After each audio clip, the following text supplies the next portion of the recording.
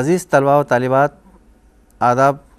Maulana Azad national Urdu university کے نظامت فاصلاتی تعلیم کے اس تعلیمی پروگرام میں آپ طلباء و طالبات کا خیر مقدم ہے۔ آج کا یہ سبق اکتساب کے عمل کی تفہیم یعنی انڈرسٹینڈنگ دی لرننگ پروسیس۔ اس بلاک میں ہمارا موضوع تمام افراد میں اکتساب یکساں واقع نہیں ہوتا۔ انفرادی فرق کی وجہ سے ہر ایک میں سیکھنے کا عمل علیحدہ علیحدہ طریقوں سے ہوتا ہے۔ اس عنوان کے تحت چند ذیلی عنوانات ہیں جس کا آج ہم ذکر کریں گے، جیسے اکتساب کا مطلب، مفہوم اور معنی، اس کے علاوہ اکتسابی طریقے، اس کے علاوہ اکتساب کے نظریات مختلف نفسیاتی ماہرین کے مطابق، اور آخری عنوان ہمارا یہ رہیں گا اکتسابی منتقلی یعنی ٹرانسفر آف لرننگ۔ تو سب سے پہلے اکتساب کی تعریف۔ اکتساب کسے کہتے ہیں؟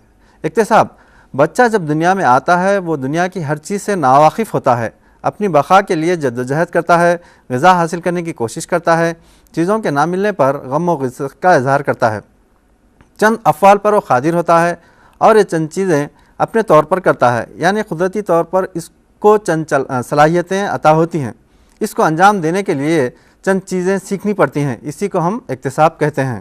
اکتساب سے مراد برتاؤ میں مستقل تبدیلی کو بھی اکتساب کہا جاتا ہے۔ نفسیات میں اکتساب کیئر آف سائیکالوجی بھی کہا جاتا ہے۔ اکتساب تعلیمی طریقوں میں سنگ میل کی حیثیت رکھتا ہے۔ اکتساب تمام عمر جاری رہنے والا عمل ہے، یہ پیدائش سے لے کر موت تک انسان کے ساتھ ساتھ چلتے رہتا ہے۔ اکتسابی عمل مسلسل تبدیلی ہو کر ترقی پذیر ہوتا ہے۔ ایک طرف سیکھنے کے دوران معلومات اور مہارتوں میں اضافہ ہوتا رہتا ہے تو دوسری طرف اس کے کردار میں تبدیلی آتی رہتی ہے۔ اکتساب پر ماہرین نفسیات کے خیالات۔ The psychologist views on learning. اکتساب کی وضاحت کے لیے اب تک بے شمار تعریفیں کی جا چکی ہیں، لیکن ان میں کوئی بھی تعریف تسلی بخش اور جامع مفہوم پیش نہیں کرتی۔ من کے مطابق اکتساب کی تعریف کچھ اس طرح ہے: کردار میں تبدیلی پیدا کرنے والے ایسے عمل سے گزرنا جو کم و بیش پائیدار ہو، جو کہ ہمارے اور ہمارے اطراف کی دنیا میں ہمارے عمل اور ہمارے مشاہدے کے ذریعے حاصل ہو سکتا ہے۔ ہلگارڈ اور ہنڈرس کے مطابق اکتساب ایک ایسا عمل ہے جس سے کردار وسیع تر معنوں میں وجود میں آتا ہے، یا تربیتی طریقہ کار یا فطری ماحول یا تجربہ خانے میں کے ذریعے تبدیل ہوتا ہے۔ جارج کے مطابق کرداروں میں ربط و ضبط کو اکتساب کہتے ہیں۔ اسمتھ کے مطابق اکتساب کے لیے کردار، اصول اور تجربات میں پختگی یا کمزوری ہے۔ گارڈنر مرفی کے مطابق اکتساب کا مطلب کردار میں کسی بھی قسم کی تبدیلی جو مخصوص حالات یا واقعات سے نمٹنے کے لیے جو اکتساب کہلاتا ہے۔ گیٹس کے مطابق اکتساب کردار کی ایسی تبدیلی ہے جو تجربات اور تربیت کے ذریعے پیدا ہوتی ہے۔ اکتساب کے خصوصیات۔ ماہرین نفسیات کے خیالات کا جائزہ لے تو یہ حقیقت ثابت ہوتی ہے کہ بنیادی طور پر اکتساب کا اطلاق کردار میں تبدیلی پر ہوتا ہے جو اکتسابی تجربے کے دوران سیکھنے والے کے کردار میں واقع ہوتی ہے۔ فرق و تمیز پر مبنی عمل یعنی کل اجزاء کا یا حصوں میں بانٹنے کا عمل۔ دوسرا امتزاجی عمل یعنی یہ اجزاء کو جوڑ کر ایک نیا کل یا نیو وائل بنانے کا عمل۔ مثلاً بچے ابتدا میں کوئی نئی چیز دیکھتے ہیں یا کھلونوں کو دیکھتے ہیں تو پہلے اس سے کھیلتے ہیں، پھر بعد میں اس کو توڑ پھوڑ کر کئی حصوں میں تبدیل کر دیتے ہیں۔ بچہ یہ عمل کھلونوں کو سمجھنے کی کوشش کرتا ہے، پھر ایک مرتبہ اس کو ترتیب دے کر پہلے جیسا کھلونا تیار کرتا ہے۔ یہی مختلف اجزاء کی یکجائی کا عمل نیا کل یا نیو وائل کہلاتا ہے۔ اکتساب کا کوئی منشا یا مقصد ہوتا ہے۔ ناظرین، طلباء و طالبات، بغیر منشا یا مقصد کے اکتساب کامیاب نہیں ہوتا۔ اکتساب ایک متحرک عمل ہے، جب تک اکتساب میں تحریک نہیں ہوں گی تب تک اکتساب مؤثر ثابت نہیں ہوتا۔ اکتساب انفرادی ہے۔ انفرادی کا مطلب یہاں پر یہ ہے کہ اگر باپ ڈاکٹر ہے تو بیٹا ڈاکٹر بننا ناممکن ہے۔ ڈاکٹر بننے کے لیے بیٹے کو پھر وہی تعلیم حاصل کرنا جو باپ نے حاصل کی تھی، لہٰذا اکتساب انفرادی ہوتا ہے۔ اکتساب مجموعی صورتحال سے فرد کی باہمی تعامل کا نتیجہ ہوتا ہے۔ اکتساب ایک تخلیقی عمل ہے۔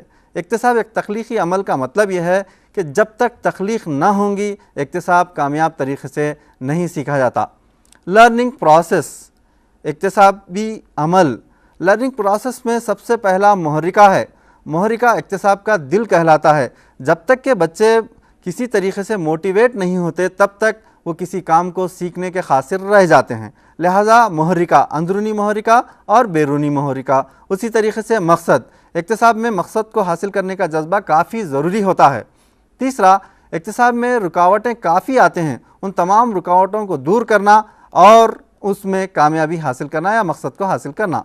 اقتصاد کا پہلا مرحلہ ہے ضرورت محسوس ہونا یا محرک پیدا ہونا۔ دوسرا مرحلہ اندرونی اور بیرونی محرکے کے ذریعے مقصد منزل طے کر لینا، مقصد منزل حاصل کرنے کے لیے پیش آنے والی رکاوٹوں کو دور کرنا، آخر کار منزل مقصود تک کامیابی سے پہنچنا۔ اقتصاد کے مقاصد، آبجیکٹیوز آف لرننگ، وقت کے ساتھ ساتھ جسم میں رونما ہونے والی تبدیلیاں پختگی کی طرف لے جاتے ہیں۔ بچے کے رجحانات اور میلانات کو بڑھاوا دینے والا اکتساب کہلاتا ہے۔ مطابقت سے رشتہ رکھنے والا عمل اکتساب کہلاتا ہے۔ تیرنا، سائیکل چلانا وغیرہ صلاحیتیں سیکھنے کے لیے تربیت کی ضرورت ہوتی ہے۔ اکتساب کے لیے 3 عوامل کی ضرورت ہوتی ہے۔ سب سے پہلا محرکہ، شوق، دلچسپی۔ دلچسپی اکتساب کے سیکھنے میں اہم کردار ادا کرتی ہے۔ دلچسپی، جب تک بچوں میں یا افراد میں دلچسپی نہ ہو وہ اکتساب کی طرف راغب نہیں ہوتے۔ اور دوسرا مرحلہ ہے محرکہ۔ محرکہ اکتساب کا دل کہلاتا ہے۔ بغیر محرکے کے اکتساب کا سیکھنا ناممکن ہے۔ اور شوق، جس طریقے سے دلچسپی کو اکتساب میں اہمیت حاصل ہے اسی طریقے سے شوق کا بھی ہونا بے حد ضروری ہے۔ یہ 3 چیزوں کا امتزاج سے ہی یا ان 3 عوامل کی ضرورت کے لیے ہی اکتساب مکمل ہو سکتا ہے۔ اکتساب کے اصول یا قوانین، پرنسپلز آف لرننگ۔ اکتسابی عمل کی وضاحت کرنے کے لیے متعدد نظریات پیش کیے گئے ہیں۔ ان تمام نظریات میں لارن تھارنڈائک کے اکتسابی اصول کافی اہمیت کے حامل ہے۔ اس نے 3 اکتسابی اصول بتلائے ہیں۔ سب سے پہلا اصول ہے لا آف ریڈینس یعنی قانون آمدگی، دوسرا ہے لا آف ایفیکٹ قانون تاثیر، اور تیسرا ہے لا آف ایکسرسائز یا اس قانون کو لا آف پریکٹس بھی یا قانون مشق بھی کہا جاتا ہے۔ اس کے تحت 2 ذیلی قانون ہے۔ ایک قانون ہے قانون استعمال لا آف یوز، دوسرا قانون ہے قانون عدم استعمال یعنی لا آف ڈس یوز۔ ان قوانین کو سمجھنے سے پہلے نفسیات کی موجودہ تعریف کو سمجھیں۔ موجودہ نفسیات کی تعریف کردار کا مطالعہ ہے۔ کردار کا مطلب یہاں کیریکٹر سے نہیں بلکہ مہیج اور جوابی رد عمل یعنی اسٹیمولس اور رسپانس ہے۔ اس کے درمیان جو رشتہ ہوتا ہے اس کو بانڈ کہتے ہیں۔ مہیج اور جوابی رد عمل سے مراد، اگر آپ کسی کو ایک چاٹا رسید کریں گے تو چاٹے کے بدلے میں وہ وجوہات پوچھیں گا، یا چاٹے کے بدلے میں آپ کو چاٹا رسید کریں گا، یا خاموش ہو جائیں گا۔ چاٹے کا رسید کرنا یہ اسٹیمولس یا مہیج کہلاتا ہے، یا اس کے بعد جو رد عمل وہ ظاہر کرتا ہے اس کو ہم ریسپانس کہتے ہیں۔ سب سے پہلا تھارنڈائک کے قوانین میں قانون آمدگی لا آف ریڈینس۔ تھارنڈائک کے اس قانون کے مطابق بچہ جب عملی طور پر سیکھتا ہے تو اس میں داخلی اور خارجی عوامل شامل ہوتے ہیں۔ داخلی عوامل میں تحریک، امنگیں، خواہشات، مقصد کو حاصل کرنے کی چاہت، دلچسپی، جسمانی صلاحیت وغیرہ کا شمار ہوتا ہے، جبکہ خارجی عوامل میں سماجی معاشی حالت، تدریسی ماحول، اوقات، مقام، تدریسی جماعت، انتظام وغیرہ کا شمار کیا جاتا ہے۔ اگر بچہ پڑھنے کے لیے پوری طریقے سے آمادہ ہو جاتا ہے تو مہیج اور جوابی رد عمل کا رشتہ طاقتور ہو جاتا ہے، اگر آمادہ نہ ہو تو یہ رشتہ کمزور پڑ جاتا ہے۔ قانون آمدگی کی تعلیمی اہمیت۔ معلم ہمیشہ بچے کی دلچسپیوں کی خط پر چلیں، کیونکہ ہر قسم کے اکتساب کے لیے ذاتی تحریک اور دلچسپی کا ہونا بے حد ضروری ہے۔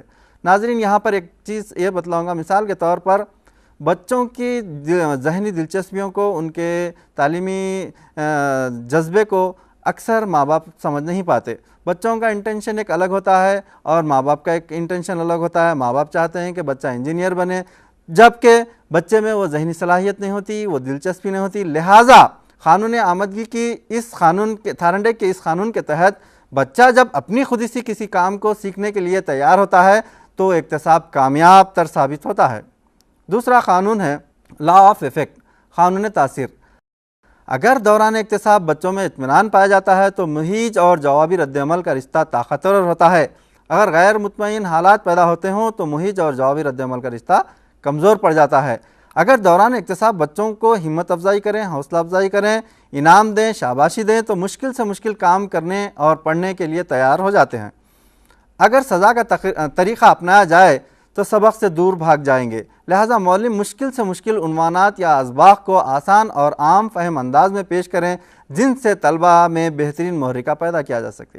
ناظرین، طلبہ و طالبات، اس قانون کے تحت بچے کو حوصلہ افزائی کی کافی ضرورت ہوتی ہے۔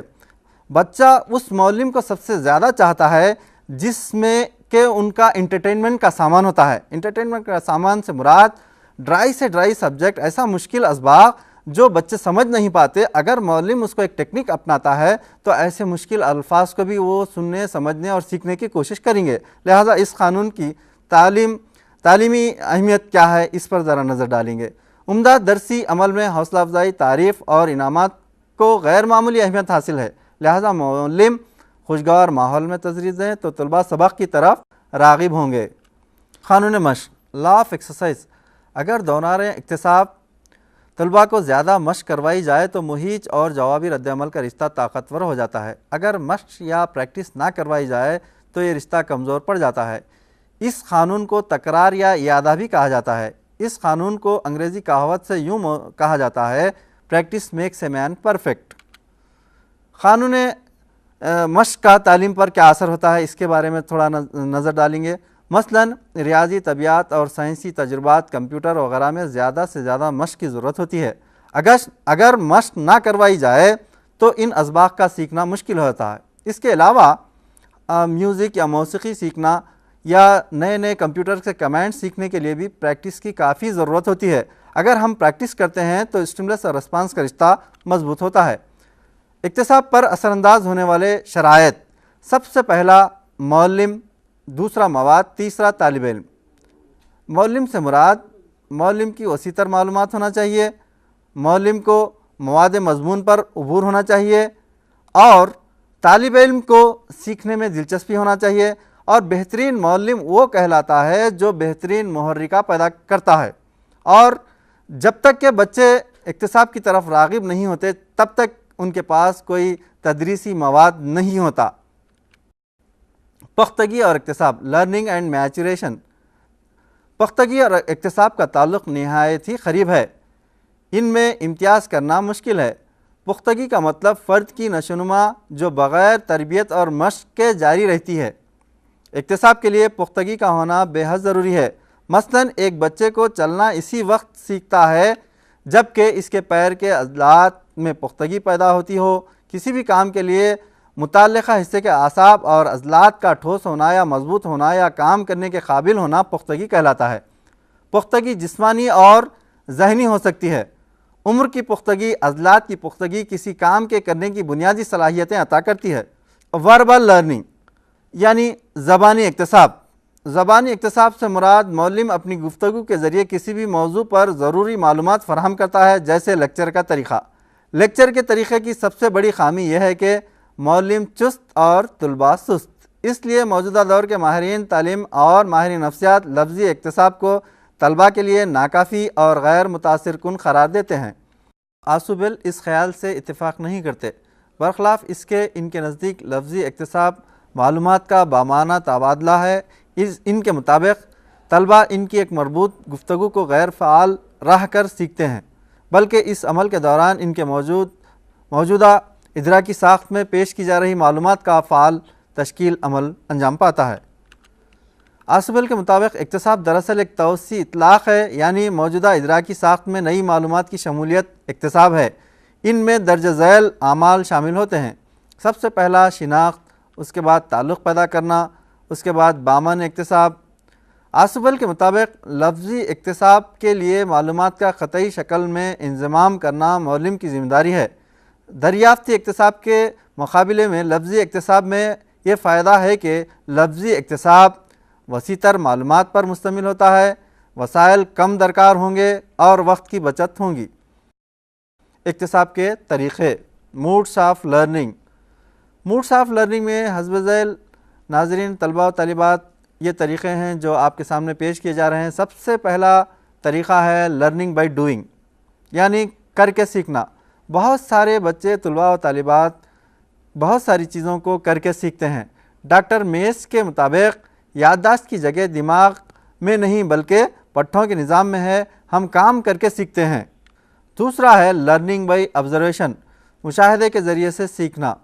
بہت سارے چیزیں آج تک جب سے انسانی ارتقاء ہوا ہے تب سے لے کر آج تک پتھر کا قدیم دور، درمیانی دور، جدید دور سے لے کر دھاتوں کا دور اور آج تک کا جو ترقی یافتہ افراد ہیں، ان کو جب آپ دیکھیں گے، آج ہم جہاں پر بیٹھے ہوئے ہیں وہاں کی جو بھی ٹیکنیکس ہیں، جو بھی ہم آج تک ترقی کر چکے ہیں، تمام لرننگ بائی آبزرویشن، یعنی ہم تمام چیزیں جو بھی سیکھے ہیں، کار چلانا، جہاز چلانا یا سائیکل چلانا، یہ تمام چیزوں کے چلانے کے لیے ہم کو مشاہدے کی ضرورت ہوتی ہے، لہٰذا بہت ساری چیزیں مشاہدے کے ذریعے ہم سیکھتے ہیں۔ تیسرا ہے لرننگ بائی ایکسپیریمنٹ، تجربے کے ذریعے سیکھنا۔ بہت ساری چیزیں ہم بچے تجربہ کر کے سیکھتے ہیں اور اکتساب حاصل کرتے ہیں۔ چوتھا ہے لرننگ بائی امیٹیشن، تقلید کے ذریعے سے سیکھنا۔ خاص کر آپ دیکھے ہوں گے ابتدائی بچپن میں خاص کر لڑکیاں ماں کی تقلید کرتے ہیں اور لڑکے باپ کی تقلید کرتے ہیں۔ تقلید کا مطلب یہاں پر کیا ہے؟ دیکھ کر سیکھنا۔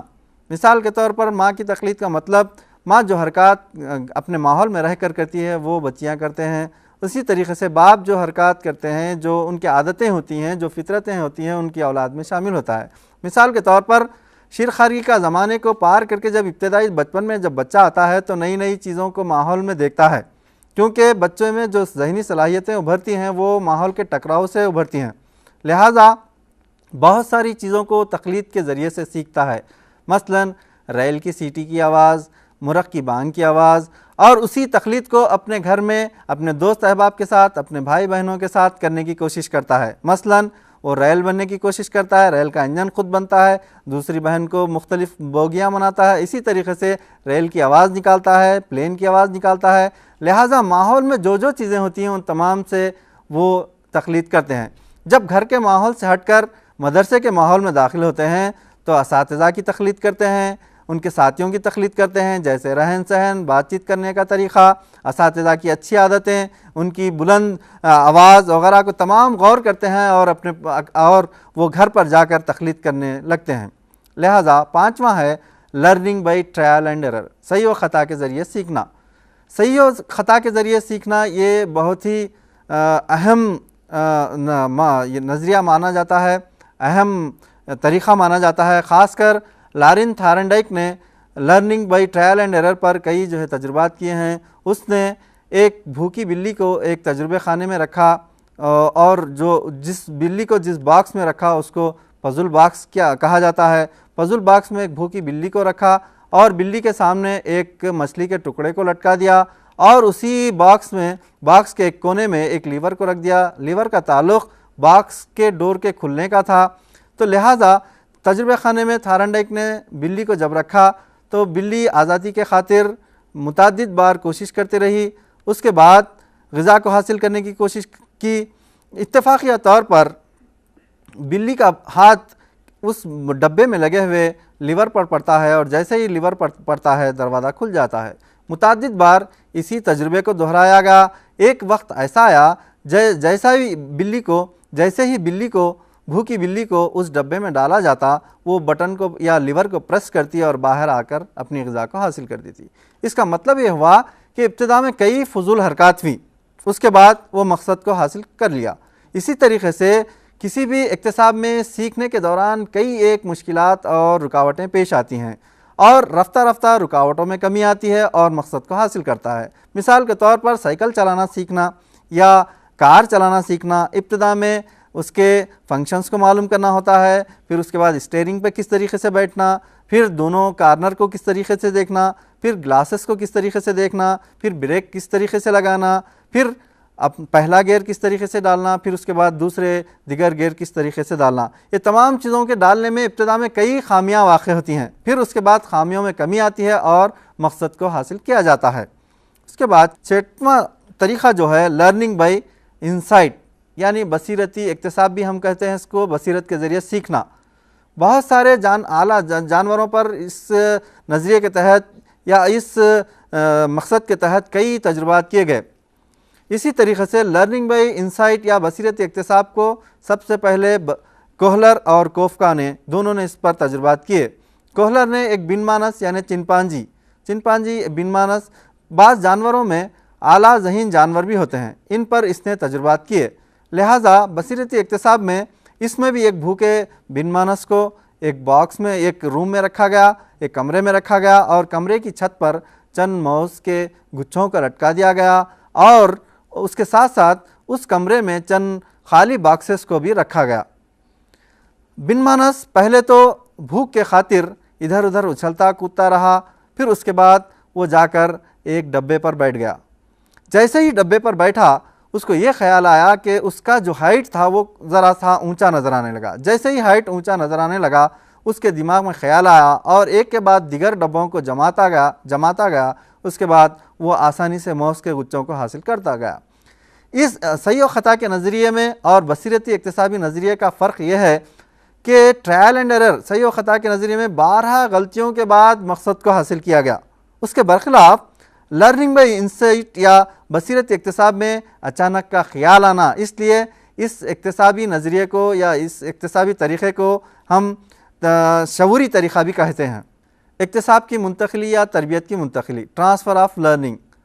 ہم ہر روز کئی چیزیں سیکھتے رہتے ہیں، ہمارے اس سیکھنے کے دوران پرانی سیکھی ہوئی باتیں یا تو مددگار ثابت ہوتی ہیں یا رکاوٹ پیش کرتی ہیں۔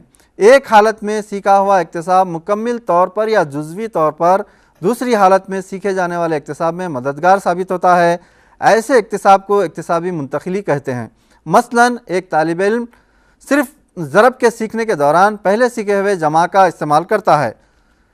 اکتساب کے منتقلی کے اقسام، types of transfer of learning. اکتساب کے منتقلی کے 4 اقسام ہیں۔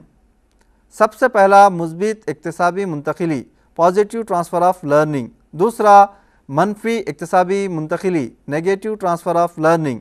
تیسرا صفر اکتسابی منتقلی یا زیرو ٹرانسفر آف لرننگ۔ چوتھا 2 جانبی منتقلی یا بائیلیٹرل ٹرانسفر آف لرننگ۔ عزیز طلباء و طالبات، یہاں پر یہ کہنا ضروری ہوگا کہ بہت سارے ماہرین نفسیات کے مطابق اکتساب کی منتقلی ناممکن ہے، مگر بعض حالتوں میں یہ منتقلی ممکن ہو سکتی ہے۔ مثلاً اگر کسی بچے کا باپ اگر انجینئر ہوتا ہے تو بچہ یہ ممکن نہیں ہے کہ وہ بھی انجینئر ہو جائے، بلکہ انجینئر بننے کے لیے جو تعلیمی قابلیتیں ہوتی ہیں اور صلاحیتیں ہوتے ہیں ان تمام کو پر کرنے کے بعد ایک مستقل تربیت لینے کے بعد وہ انجینئر بن سکتا ہے۔ لہٰذا اکتساب کی جو منتقلی ہے ایسی صورت میں ممکن ہے تب کہ پہلے کیا ہوا کام میں یا سابقہ میں کیا ہوا کام میں اور جدید کیے جانے والے کام میں کچھ نہ کچھ مشابہت ہوتی ہے، تو ایسی منتقلی کو ہم ایسی صورت میں منتقلی ممکن ہے۔ اکتساب کی منتقلی کے اقسام، types of transfer of learning میں سب سے پہلا ہے مثبت اکتسابی منتقلی، positive transfer of learning. Positive transfer of learning سے مراد نئے مواد کو سیکھنے کے دوران گزشتہ سیکھی ہوئی معلومات سے فائدہ پہنچتا ہو تو اس کو مثبت اکتسابی منتقلی کہتے ہیں۔ مثلاً ریاضی میں سیکھے ہوئے یا چند نکات طبیعت کے سیکھنے کے دوران استعمال ہوتے ہیں۔ اسی طریقے سے اگر ہم ہارمونیم بجا سکتے ہیں تو پیانو کو بھی آسانی سے بجا سکتے ہیں، کیونکہ ہارمونیم میں جو سر ہوتے ہیں وہ پیانو میں بھی ہوتے ہیں۔ اگر ہم کار چلانا سیکھتے ہیں تو ہم کار کا جو گیئر باکس کا جو سسٹم ہوتا ہے، جو نظام ہوتا ہے، وہ ہم بس میں بھی دیکھتے ہیں، لہٰذا ہم کار چلانے والا بس بھی چلا سکتا ہے۔ ایسی منتقلی کو ہم پازیٹیو ٹرانسفر آف لرننگ کہتے ہیں۔ اسی طریقے سے منفی اکتسابی منتقلی، نیگیٹو ٹرانسفر آف لرننگ، گزشتہ سیکھے ہوئے مواد کی معلومات یا مہارتیں حال میں سیکھے جانے والے مواد میں رکاوٹ پیدا کرتی ہیں، جسے ہم منفی اکتسابی منتقلی یا نیگیٹو ٹرانسفر آف لرننگ کہتے ہیں۔ مثلاً بچے اگر خاص کر پٹ اگر سیکھتے ہیں، پروننسیشن اگر ہم PUT پٹ بول سکتے ہیں، تو اس کا استعمال اس طریقے سے کر سکتے ہیں، وہ بٹ کو بھی جو ہے بٹ بولیں گے، بٹ کو بھی بٹ بولیں گے، لہٰذا ایسی اکتساب کو ہم کیا بولیں گے؟ نیگیٹو اکتسابی منتقلی۔ تیسرا ہے صفر اکتسابی منتقلی، زیرو ٹرانسفر آف لرننگ، گزشتہ سیکھا ہوا مواد نئے سیکھے جانے والے مواد کے دوران نہ کوئی مدد کرتا ہو اور نہ ہی رکاوٹ پیش کرتا ہو۔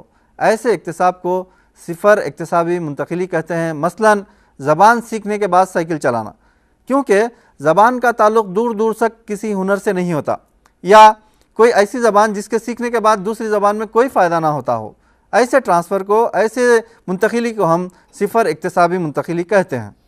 2 جانبی منتقلی، bilateral transfer of learning. Bilateral transfer of learning سے مراد اس قسم کی منتقلی کو مثبت اکتسابی منتقلی بھی کہتے ہیں۔